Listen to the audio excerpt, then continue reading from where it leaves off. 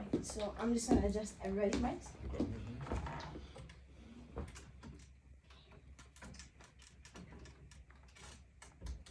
Scott, you want some water or something, man? No, I'm good. I'm gonna make sure I get this thing ready, man. I tell the dude I can't play games, man. The kids are sad. But I got the kids in the in the gym, right? East Street Holding in the PLL on Pennsylvania Avenue, but they had no kids. So, but the other group had kids. So what you had to do? 8:30, 10:30. I'm like, wait a minute. Hey, brother, how you doing? You tell me your kids something. So I told my story. There's more. And then he comes out, sign them up. No, these are just, you know, someone that told him. It was unprofessional, you know. So, you know, get the kids at 8:30 at night, 10 to 10:30. These kids on the street. No, we ain't doing that. So now we'll see what happens tonight. I just told him, listen, you know, it ain't going too well with the PO and my counselor. I'm not even doing that. Then I've been there 4 weeks. You give me $200, you're supposed to give me $600. You know what? I ain't going there. Now I got to tell him to do everything's on the phone. Sign in. You gotta. Oh yeah. I'm like, come on, ain't doing that. Handheld Ain't doing that. You playing games now. I gotta, you know, chilling now. I go at 5 o'clock and talk to the kids. I like this kid Jamal. He all 6'5", 6'6". Same like when Charles Jones was talking to him. You know, take your hands in your pocket. He missing Steve Jackson. Discipline shit, right? Steve Jackson. Discipline. Steve, no, it's not discipline. If you nice, you don't care what you are. If you're making the money, if you can benefit them, you know what I'm saying? They don't care where you come from. If you let you Michael Richardson or something, even him, right. He stayed in the league for a while. Or who else? Fly Williams or Pee Wee Kirkland. Mm-hmm. How to deal with it because your mind's still in the street. Okay. But stand up. I'm like talking like that. But these are good kids I got. Right. You want to just stay real quick before we start? We're about to start. Want to before we start? You know? Nah. Steve Jackson. See, I seen he hood. He had the chain around the neck, his hat to his side. And, you can take the hood out, the dude out the hood, and get the hood out the dude. That's good. We good? Yeah. All right, cool. All right, so ready, sir? Yes. I'll bring you in. 1 2 1 2. All right. Yeah. So first, before we even start, me and him got to do an intro because this, you know what I'm saying? Me and him, we gonna bring you in. You know what I'm saying? So we're gonna do 5, 4, 3. All right. Ready, Tim? Absolutely. And ladies and gentlemen, just like that, we're back. Welcome back to the Official Ave Podcast. It's been a while. We missed you. For everybody that knows what's going on, we here. We got a special guest in the house. But before we get to that, you know, we've been away for a little while, so we just want to send our love to everybody. Happy New Year's. Every holiday that's going on, all the greatness. Wish you all the best. What's good, my guys? Y'all already know who in the building. Yeah, you already know. Ben Grimm. Yeah, we back, like my partner just said. Partner delay, but we back with a special guest. Very special. On our introduction back into the universe of podcasts and things. So what I'm gonna do is I'm gonna let him introduce himself to our audience. Good evening, brothers. Okay. Thank you for having me. Of course. To get this. Not even to cut you off. You deserve an introduction. Let me give you an introduction, man. You are got this man here is not only somebody that we know personally or whatever case, but this man was also an NBA great, whether you know or not know. This man played for the Utah Jazz. He was drafted in the NBA in 1985 by the Utah Jazz. He played several years in the NBA. Went overseas and continued his basketball career. Without further ado, ladies and gentlemen, Brooklyn's own Carey Scurry, man. Thank you. And And a rock song at that. Day. You know, yes, I got drafted right. I went to Long Island University. I went to Palmerston High School with Jerry Reynolds. Beetle Washington, Andre Irvin, played against the greats like Pearl Washington, Right. rest in peace. And I had trouble before that. I went to school in Williamsburg, Brooklyn, Automotive High School. So my sister saw me having trouble with my grades. I had 3 years fixing cars, and they transferred me to another school because they saw I was growing past everybody. My brothers started the Scurry brothers in Williamsburg. Right. So I transferred to Alexander Hamilton, Okay. right across the street from the notorious Albany Projects. Right. I had 1 year to go. And that 1 year under Coach Haskins, I learned a lot. Character, Right. the inside of the game, the outside of the game. Overnight, Okay. sensation. However, the grades wasn't up to par to go to a 4-year school. So I had to go to junior college in Oklahoma. Okay. While there, I encountered a situation that I had a visit to a junior college in Mobley, St. Louis, Okay. with Joe Wilkins with. So I had 2 visits before I was going on to a school to pick what junior college I was going to go to. Took a visit, didn't like it, came home. They heard I went to Oklahoma. So the guy must have did a deal with the JC coach at St. Louis, and he came to Oklahoma and saw me on campus. Okay. What is this guy doing here? So he wanted to take me out to lunch. But when he took me out to lunch, got me in the car, he took off across the campus. I was Kelvin Upshaw, another player who got drafted by the Chicago Bulls. Okay. I was kidnapped. I didn't believe it. So a lot of stuff happened. Right. My mother got wind of it, the police was in the house. So we tried to rearrange it. Okay, we're gonna go to your school, try to, lure them into bringing me home. Just got home. The whole block was, everybody's out with sticks and bottles, you know what I'm saying? You took one of ours. Right. So whatever happened to them after, I don't know. My mother said, no more. You're gonna stay at home. So I like you, my brother Paul. 3 years and a half to go. Sat out, red shirt. Starting position. Right. LIU. They used to call it LIU. So that conference was Vic Smith, Right. Marcus Gaither, a lot of prominent NBA prospects. That's Long Island University, and it's a school in Brooklyn for y'all that Downtown don't know Brooklyn. what LIU is. Right. Not too far from the hood. Right. Went there, got drafted, 2nd round. Yep. Just playing defense. That year I was tied with Hakeem Olajuwon and rebounds in the nation. Tough. So the coach at Utah, Scott Layton, the son of Frank Layton, Jerry Sloan was assistant coach, saw me. He was at Freddie Dixon, said, Dad, you need to get this guy. So he made room for me. Right. It wasn't easy. I had a $70,000 no-make-good contract. If I made the team, the contract was good. If I didn't make it, it was no good. Okay. So I showed out. I wasn't coming back home that soon. I see a lot of guys go home. Right. And made it. Karl Malone was the 1st round, 2nd round. Well, rewind a little bit. Went to the draft.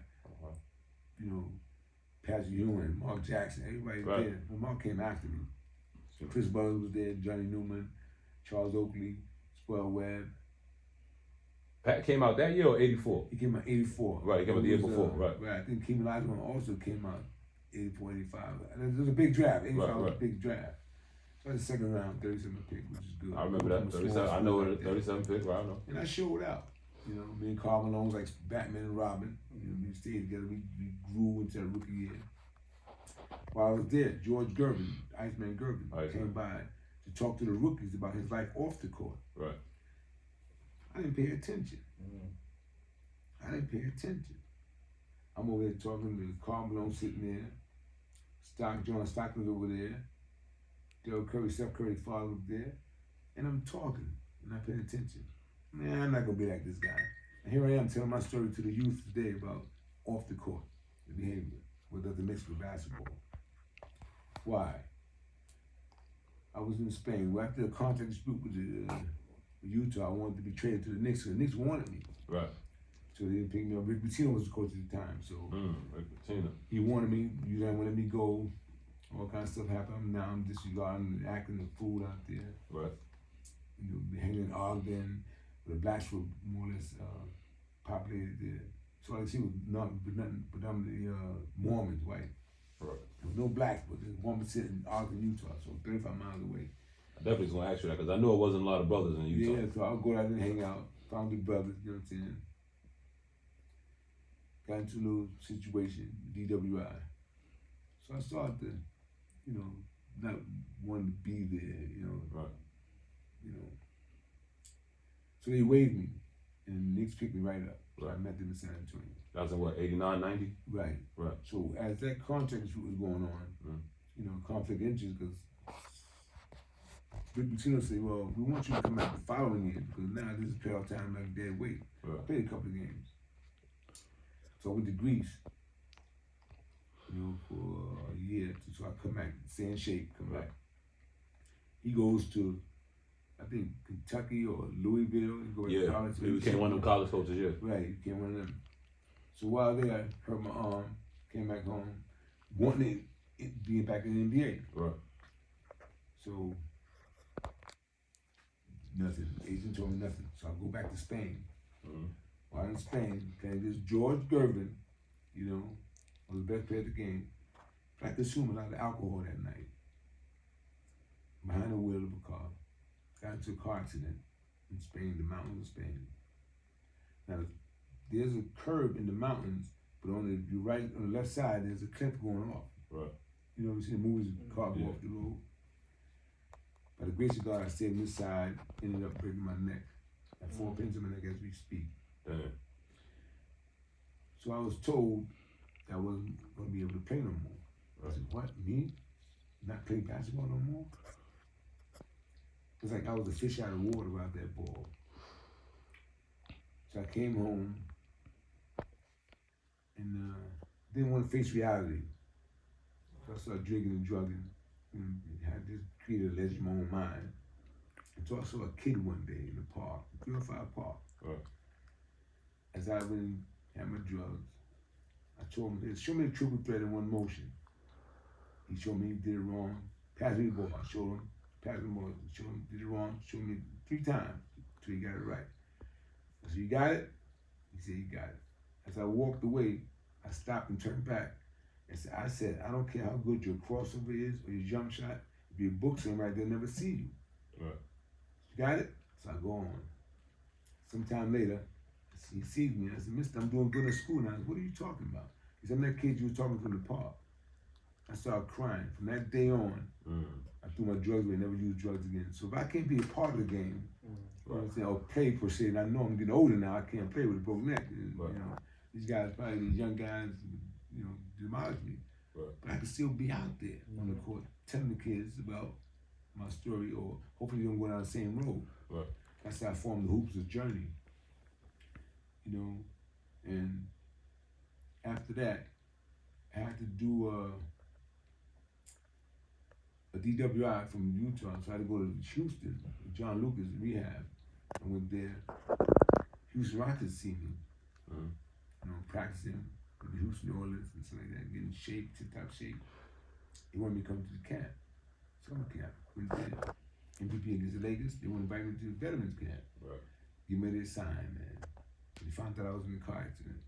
He said, 9, collateral damage. I didn't understand. So I went back to the column that I was written from ex-NBA player, Jim Price.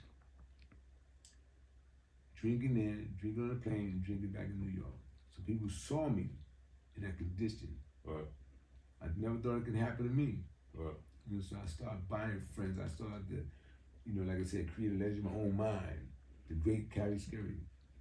I was tore up on the inside, man. Right. You know, so while doing that, ran through a lot of money, hung the wrong crowd, learned behaviors, ended up in prison.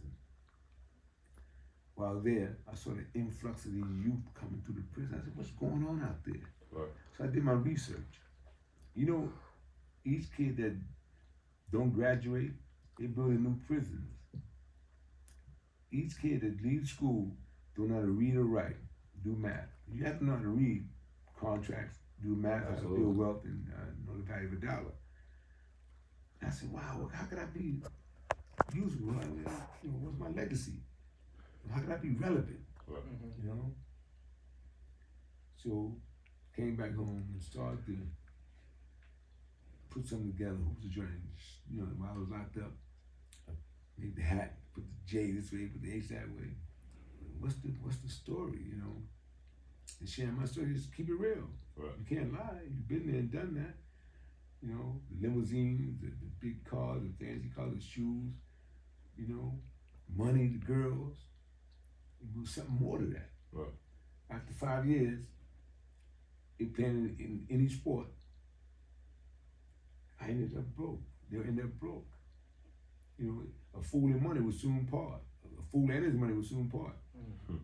So what they doing? Giving these kids millions and don't have no formal education. So I attacked the educational system. Right. You know, they don't really care about that, you know, our community. So I had to care. And I formed the Hoops Joints. What Hoops Joints is all about is a sports-based development program. I get former players like myself who have promising careers. Right. However, making bad decisions cost the part of their life to prison or destitute. Right.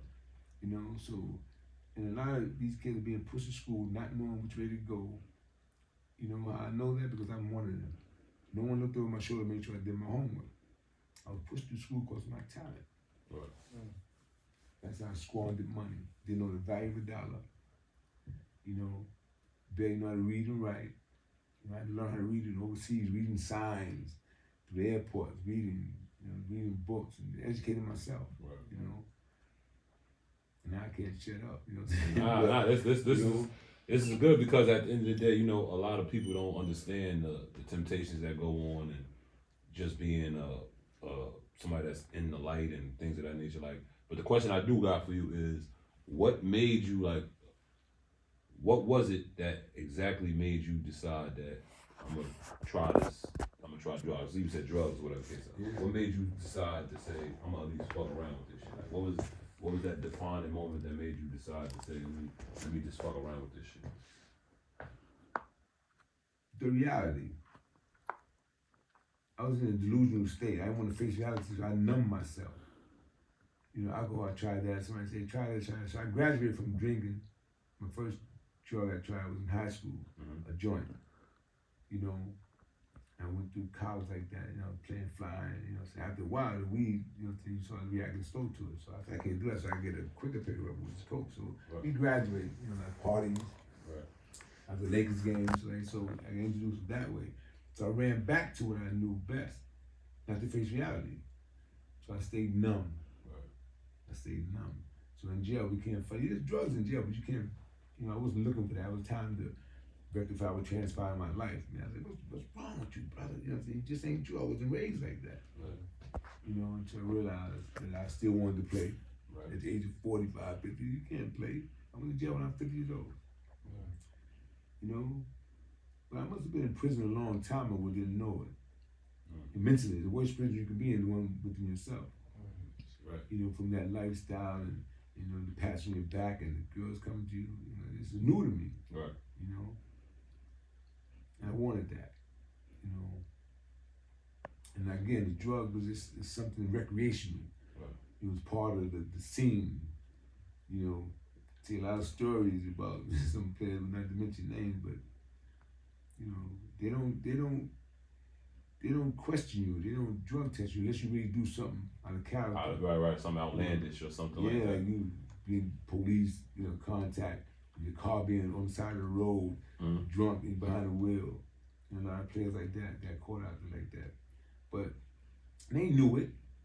You could bring the tickets in, the crowd in, sweep that under the rug. Right. They knew it. You helping they bottom line. They know it. Now when you get too crazy, they can get rid of you and put you back and throw you back in the hood and get somebody else. Right. You know, it's a pipeline. You know, like these kids, like, you know, from graduation, if you don't graduate, I guess it's a school to prison pipeline. You know, and that's what they aim at, disenfranchisement.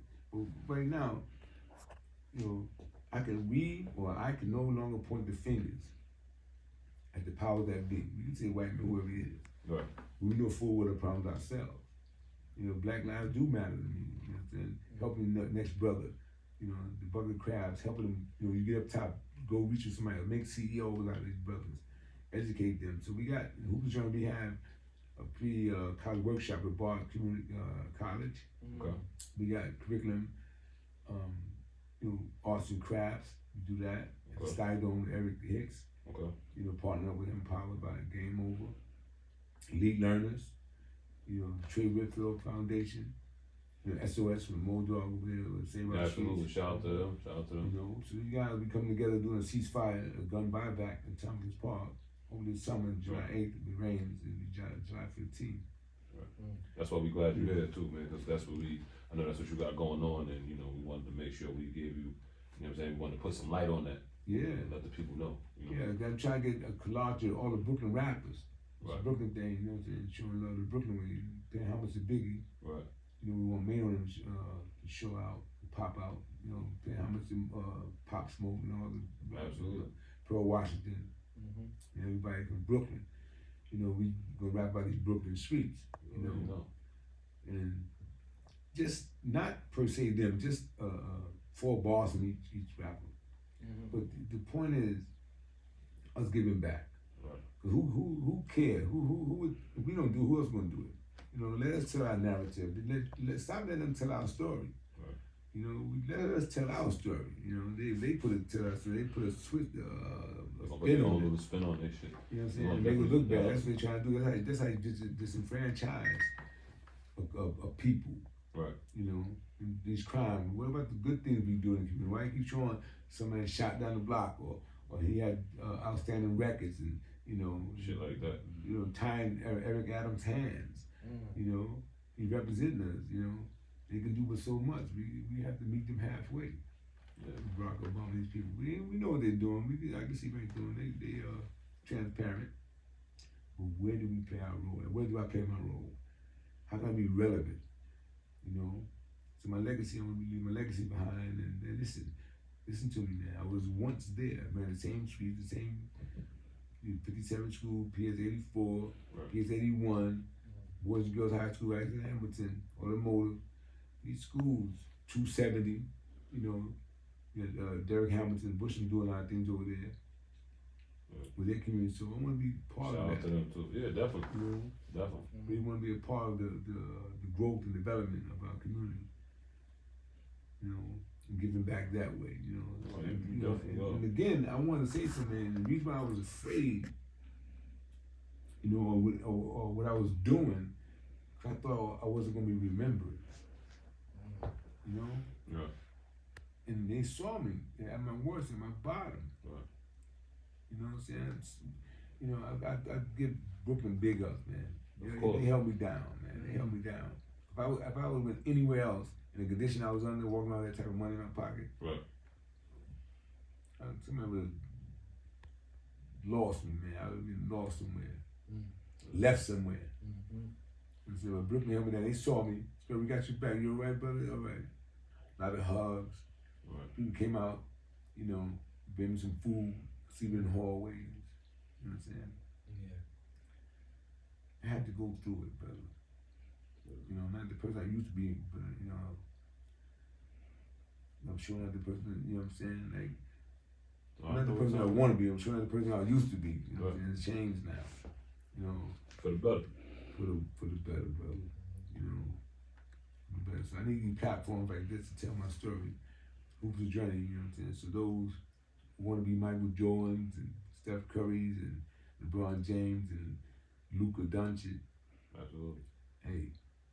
Well, you know, we fans, man. So. They're not gonna tell you about that part, about behind the scenes. You know, these child support, the neglect. Right. You know, these cities that we go to. You know, it's not helping them, man. We can do better. The NBA is came a long way for helping the young rookies coming in, getting all this money. Right. You know, and I'm glad these young guys, John Morant, you know, got their fathers behind them. You know, Steph Curry behind them, his sons, you know, involved. You know, Tatum, you have his son, Carmelo Anthony. Yeah. He pulled up. He's there. Yeah, he pulled. Yeah, he was in, and I appreciate that too. Like I ain't gonna front. You know, it's so much shit we want to both. I don't want to take everything. I know team got a bunch of questions you want to ask, but like I seen Cayenne in 305. He played. His team went to the championship. We won. Home team won. Shout out to us. Shout out to 305. We won. But the fact that and I sent a big up to Carmelo, and you know what I'm saying, for him allowing his son to be like, nah, bro, get some of this. This is, you know what I'm saying? Get some of this home cooking inside your bloodstream. You got it. This is where it all comes from. You know what I'm saying? And I appreciate that for him, allowing him to, you're not sheltering him and all. He letting him going out there and experience. This is what it really is. Go scrape your knuckles with you know what I'm saying? The concrete or whatever the case is. So. And they gotta come on. The NBA is not. It wouldn't be the NBA if it wasn't for street ball. Some of the best players. Skip the Malou guys, came from these streets. Booger and all that shit. Bug, shout Bug and all that. Now they got the Rucker fencing it off, and they got make it look like a Coliseum. Like, wait, where's the love at? Where's the dudes being on top of fences and trees watching us? Dr. J used to come through, the old timers. And I remember when I was playing ball, that park was standing room only, man. So it was great, man. The love of the game was there. That's what's up. But it's good to, go make the money, bring it back. When you take the money out of the community, make it poor and poor. Bring it back and make it richer and richer. Just give back. Not too much. I owe y'all. I owe Brooklyn. I owe them. They was there in my darkest moment. They was there. I wouldn't have made it without them. Right. So it was people that was trying to help you. It was were there actually people that was trying to actually? Oh yeah. Okay. Yeah, but it was hurting them to see me hurt myself because I wouldn't let them in. Right. I had to do it myself because all that put me on the pedestal. That wasn't no help. Right. I seen cops saw me in the Hey, how you doing? The judge of the Scurry, go out the side door.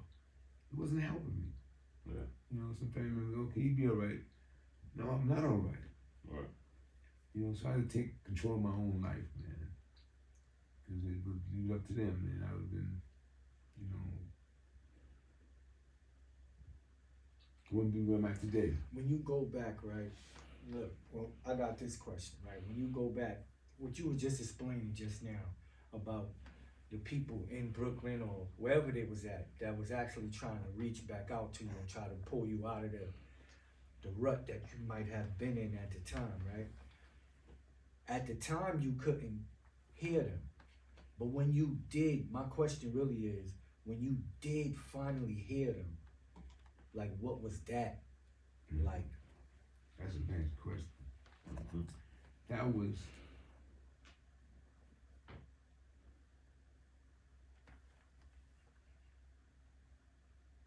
life, the light, I couldn't hear. Like you said, I was numb. I heard some, but it would fade away because of the next fix. Knowing, some, brothers in LG snatched me up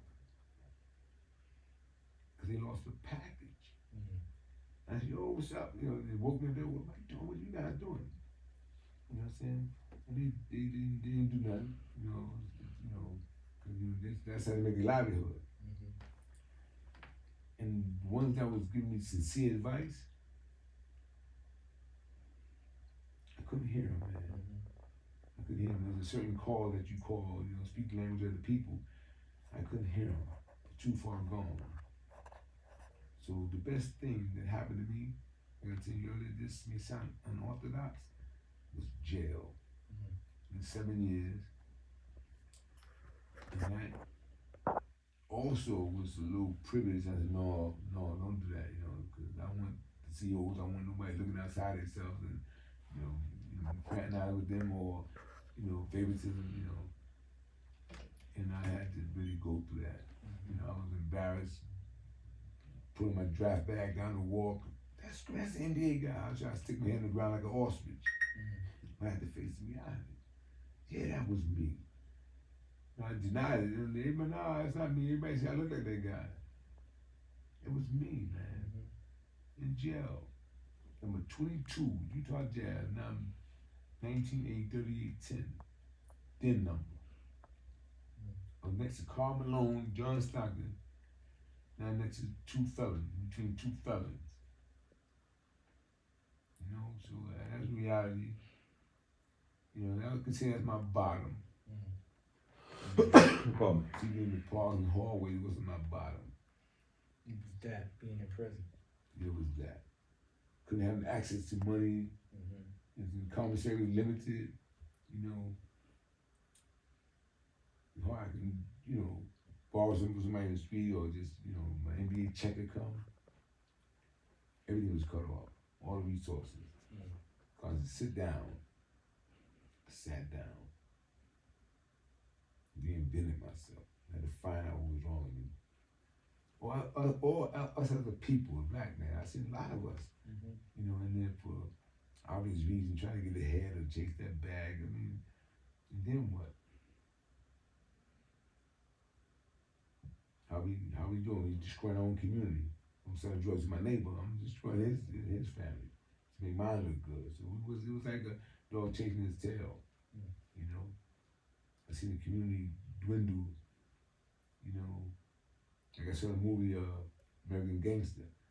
The detective followed a 7-year-old home. He was doped out. They was wondering why he was swaying.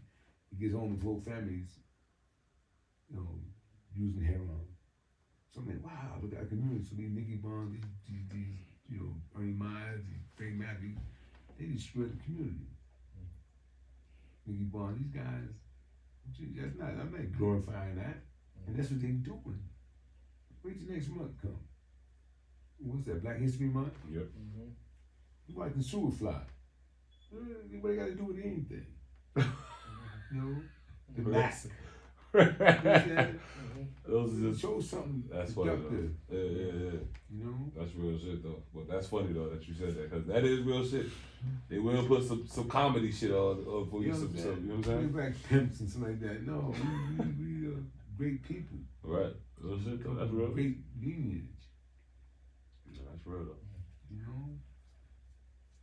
I had so like when you came to the league, right? Do you remember? I got some funny questions. I'm gonna see how much you know yourself too. What was your career high? You know what your career high in the NBA was? It was 22 against Milwaukee Bucks, 13 against Boston. And I want to tell you a story about that. Yeah, let me hear. I'm with it. Coming to New York. Oh, here it is. New York. All right. Hometown, in front of everybody. Right. This is the team that should have drafted me. Right. So I'm gonna show out. Right. That man did not play me. And they rock was like, yo, hope you die, you fat baby. I'm like, yo, man, shh, come on, y'all get me jammed up.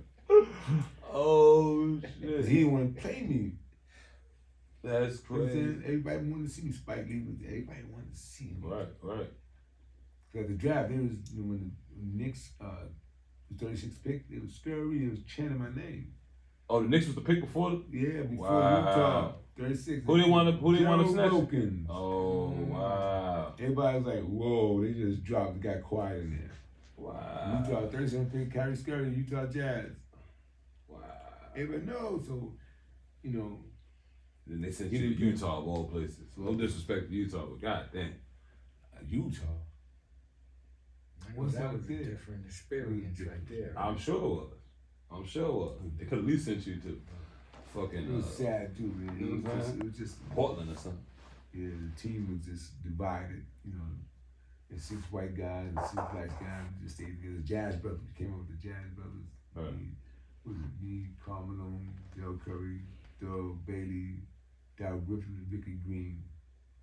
It was the Jazz Brothers. Made a song for the playoffs. We got blown out. 5 cities, the best of 5 against Golden State. Right. But anyway, so go back to, he didn't play me. Mm-hmm. So we had an East Coast swing. I was on the East Coast run, yeah. Right. We go to Milwaukee. Mm-hmm. He puts me out there, leave me out there, starts me. Wow. He started you? Yeah. Oh, that's crazy. 22 against Paul Pressey now. Okay. Terry Cummings, man. It was crazy. Like, why didn't you do this? He tried to explain to me. Like, you didn't want you to get excited, hurt yourself. I said, okay, you gotta explain yourself, coach. It's all right. Fuck that. That's some bullshit anyway. You know what I'm saying? Right. So I started, That's some hating shit, to be honest with you. Yeah, that was some real hating shit. Just really not caring no more, hung out, and they got wind of me getting involved with a photographer for Utah. He had to blow, he had to coat. Okay. Had a connection with him, did my season tickets with him, got some jewelry made from him, for that package deal. being investigated. Carmelo told me, they saw their car over there, they tapping your phone. I said, all right. So I separated myself from him. We parted ways because what was going on with him and his taste, you know, if you may, in his white women. Right. I like my sister, so he was like, right. Talk. And one day he came to practice. Scurry, come here. What's up, man? Hold on, wait a minute. Practice, come here, go out to the players' parking lot. He had a big mailman truck. I was just driving. Right. After that, I didn't drive it no more. Look, I looked at it. What's wrong with it? Bullet holes in it. Up there in Park City, where snow is, the white girl, they shot his truck up. Wow. I'll never drive that truck again. Wow. They don't like you, don't care who you are. When your contract came in, you had to negotiate with a team overseas to get your money. They don't like you, brother, you know what I'm saying? They can, act like that in your face, but we go to a restaurant, we eat the food, we turn around, I peeped it, they threw the forks and spoons away. Wow. After we used it. Wow. So it was a lot of stuff I experienced, and that's in the 80s. Yeah, I know. I mean, I'm thinking racism was dead, but it's still alive and well. Yeah. That shit even to today. It's sad because, I can imagine, or we could imagine, if God was racist, you can't get in heaven because you're black, you're brown, tall, you're white. We as human beings created in our own hearts. Yeah. So that's very, That shit is crazy. Everybody need to grow up in that area right there. That's crazy. At that time. We all losing. Right. So that's what happened. So I just, decided I was happy to get out of there. But then again, maybe I could have kept my mouth shut and sat there as a rookie and just till my turn come. I signed a new deal, a multi-million contract the following year. That was when you went to Spain? No, that's with Utah when I signed. Utah, okay. So next year it went up, multi-million contract for 3 more years. Okay. Then I just started, to the young brothers that's coming across this money now in the league, it's okay to come home, see your family, get your mom out, but to stay there, you know what I'm saying? You don't only, I thought of old people, like, I'm this old Carey, I'm the old, and nothing changed, but I had to change. Hell yeah. Had to change. Before you know it, I started to pick up these behaviors, So when I went to jail, and the guy was standing there cool against the wall, I want to be cool against the wall. I go to jail, the yard, everybody standing against the wall, cool like that.